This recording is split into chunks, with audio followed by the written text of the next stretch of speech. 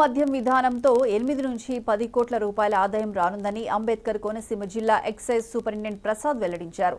జిల్లాలో 133 షాపులకు 430 అప్లికేషన్లు ఇప్పటివరకు వచ్చాయి. మొత్తం 3500 అప్లికేషన్లు రావచ్చని ప్రసాద్ చెప్పారు. 9వ తేదీ సాయంత్రం 5 గంటల వరకు అప్లికేషన్లు స్వీకరించి 11వ తేదీన అమలాపురం కలెక్టరేట్లో కలెక్టర్ సమక్షంలో డ్రా తీయడం జరుగుతుందని ఎక్సైజ్ సూపరింటెండెంట్ ప్రసాద్ తెలిపారు.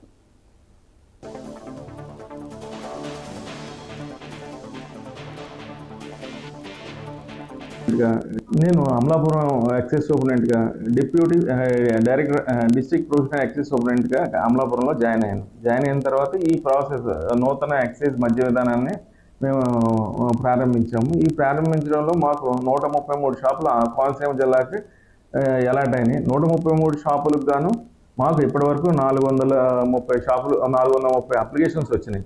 ఈ మింజువలే సుమారుగా 8 నుంచి 10 కోట్లు ఆదాయం వచ్చింది. అయితే ఇప్పుడు ఈ కోనసీమ జిల్లాలో ఎక్కువగా ఎక్కడ కూడా ఎటువంటి వ్యాపారం లేకపోవడంతో అందులోనూ ఆక్వా పరిశ్రమ కొంచెం దెబ్బతినడంతో ఆక్వా రైతులు కూడా మా వైపు ఆకర్షితులై ఇప్పుడు ఇదే నూతన మద్య విధానానికి ఆకర్షితులై మా మద్య విధానంలో వాళ్ళు పెట్టుబడి పెట్టి అప్లికేషన్లు వేయడానికి సంసిద్ధులు అవుతున్నారు. ఈ అప్లికేషన్స్ మొత్తం 3500 అప్లికేషన్ల వరకు ఇంకా వస్తాయని మేము ఆశిస్తున్నాము.